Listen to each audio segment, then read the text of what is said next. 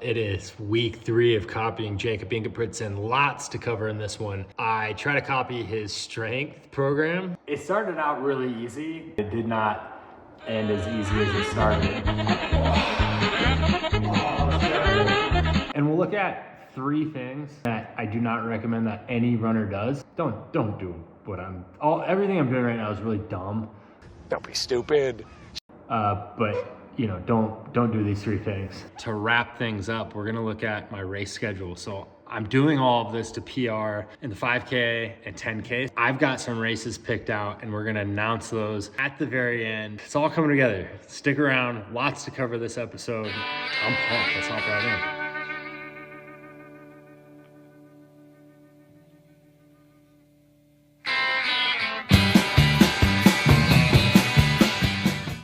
in. Good work.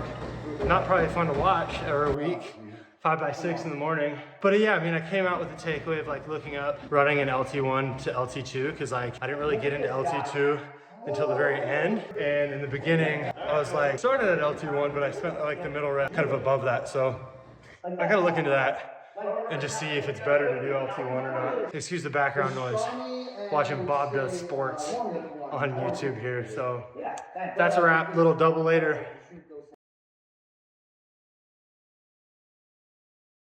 Staying healthy is key. When I'm increasing volume and increasing intensity, like it's so risky. I feel like this is the hardest part of any build, is just kind of getting up to cruising altitude when it comes to volume and intensity. Yeah, it's very precarious. So again, today's just gonna be so easy. We're gonna get back, we're gonna lift a little bit, talk about Jakob's lifting routine, we'll copy that.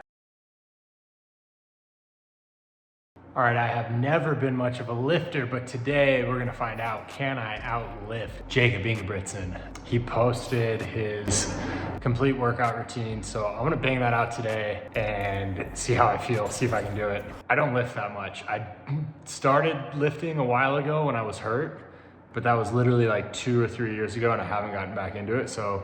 Big guy, big guy, big guy, big guy. SpongeBob, big guy, pants okay. SpongeBob, big guy, pants okay. Big guy, big guy, big guy, big guy. SpongeBob, big guy, pants. That hurt my shoulders more than anything. God, it's been forever since I've lifted. All right, 3 minutes rest. Filmed that wrong. I just did the 2nd rep of the quarter squats. Not bad at all.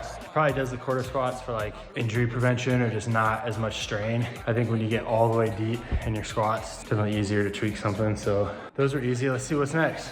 I kind of copied Jakob. You could tell though, this is all sloppy. I'm going sideways a little bit, probably too much weight. I'm not focusing on the right kind of muscle activation. I'm just going through the motion. So I wouldn't say I did a good job with any of these. And Jakob talks a little bit about this. I thought this was super insightful from his video, so take a listen. A very common mistake lifting weights is doing all the different exercises and focusing on the last 10%. If you're doing a step up, you do this. This is where the exercise starts. And the whole point is from the activation and acceleration, like let's say the first 60-70% of the movement. And it's not like you can do this and then at the ending.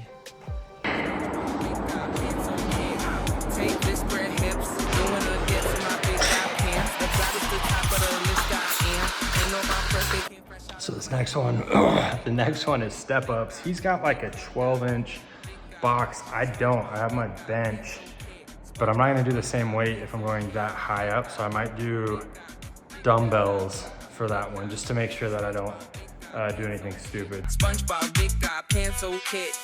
When wake up, I'm feeling my best. Big things about to happen today. I bend over, I do my little stretch. I woke up feeling a brand new way. Ain't no jellyfish, but I'm the catch. Facing the world in a brand new way. Oh, that's terrible. I think I had too much weight on that one. And it's too high. I don't think I have the balance even without weights. So I'm gonna come down on weights. Big guy, big guy, big guy. SpongeBob, big guy, pants okay. SpongeBob, big guy, pants okay.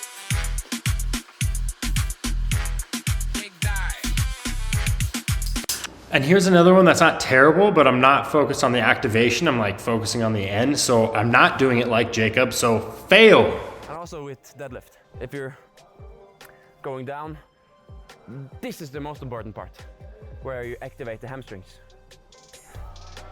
And then you can stop when you're here. You don't have to do it like this. When you're strong, you gain so much speed.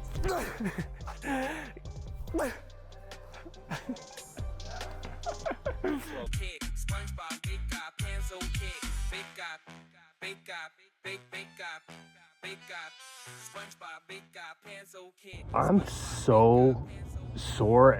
My my butt, my like inside of my legs, my hips. I'm so sore. So this workout's gonna be really tough because that strength workout was not easy. That I'm very sore. It was the first time I've lifted any weights in like over a year. So hopefully it pays off, but yeah, everything hurts. I hurt in places that I haven't felt in a really long time. So 10, 20 by 200, maybe 18, just depending how I'm feeling. Let's do the thing.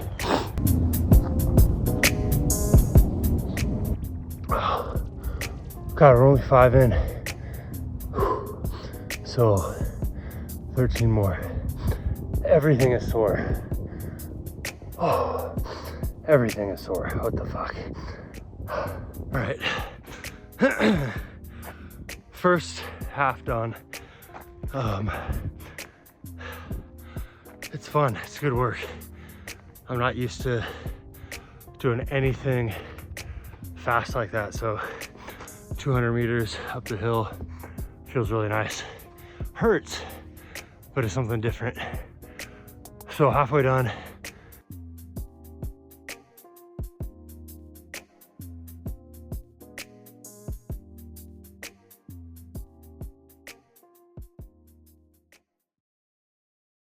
We are 2 weeks into copying Jakob, so we've done 6 workouts. I'm kind of beat up. You can see my mileage and kind of ramp up here. I went from like 20 miles a week up to 50, 60, 70 this week. So I'm certainly feeling the crunch a little bit, but we're getting it done. You know, I'm healthy so far. This is always the scariest part of training. Scary. So a little bit of what we'll talk about in this episode is just how to safely ramp up and how to kind of roll the dice. What I'm doing now, I wouldn't really recommend. So you probably know where I'm headed with this one, and that's you cannot increase volume and intensity at the same time. Like, that's just not something you should do. You should get your volume to where it needs to be first and then add your intensity. Or if you're not doing a lot of volume, you can get away with intensity and take days off in between. But doing intensity and volume at the same time, like I'm doing now, is a recipe for overuse injuries. It's dumb. I think coming off of a marathon block works towards my advantage. I am used to the volume generally, so that helps, but it still feels really risky. So that's mistake number 1. And mistake number 2, this is Norwegian training, copying Jakob Ingebrigtsen. I'm putting a ton of stock and trust into that initial lactate threshold test, which I think is good. It's a great place to start, but without a lactate meter, heart rate has a ton of variability.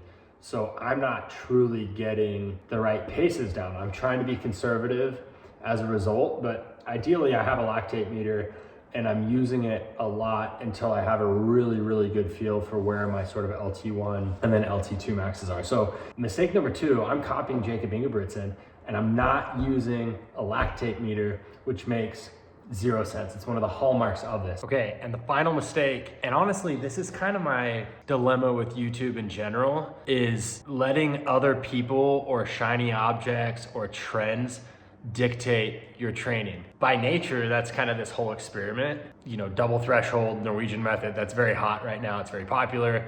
But in an ideal world, you get a coach and you get a program that's optimized for you personally. It's probably not gonna be the same thing as a pro. Now, don't get me wrong, I think running training is very simple. I think generally a lot of the pros are doing a lot of the same things, and you're gonna get benefits from almost any program you're doing, so long as you can be consistent without burning out or getting hurt. Like, that's the biggest theme in running, is like, can you stack miles consistently, get some good workouts in? You're probably gonna get faster. The other thing I'll talk about is just this YouTube thing. It's been a ton of fun for me. It's been very motivating to wanna like get out there, and I feel like I've got, you know, a small audience of folks that I wanna prove wrong. Cause again, every time I've started one of these, this is the second one, people think that I'm an idiot. And part of that's true, but there's also a small part of me that cringes over YouTube videos. Like, I don't know, I just look at other people doing it, I'm like, that's so stupid, yet here I am. So I don't know, I go back and forth. It's kind of dumb. Yeah, it's a bit icky, but like I said, I'm still having fun with it for now. So kind of related to that third mistake of just copying shiny objects or what's trending is just listening to external and being motivated by external sources. The motivation really has to come from you, not from other people. I am having a ton of fun doing this, or I wouldn't be doing it. It's not purely to see like if I can get views or anything like that. It is truly just fun. This is a totally new medium for me, and when it stops being fun, it's when I'm gonna stop doing it. Those are the 3 mistakes.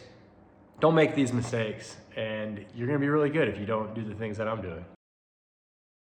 And last but not least, I owe you some race updates. So I'm still filling in the schedule, but I know I'm going to be doing the Loveland 4-miler as sort of a rust buster. I believe that's next weekend. So super excited for that. I ran it last year also as a rust buster, and I barely broke 6 minutes. So I'll be excited to see kind of where that's at. And then sort of the goal 5K looks like it's gonna be the Carlsbad 5K. It's supposed to be really fast. It's kind of an out and back course on the beach, so that should be really cool. And then for the 10K, I think I'm looking at Boulder, since that's already my 10K road PR. Again, I haven't run a lot of road races. I did that one like 10 years ago at least. So those are kind of the 3 I have on the schedule now. I think I'm going to maybe add some more or fill in a few other ones, but at least I know I have those 3, so we'll go from there.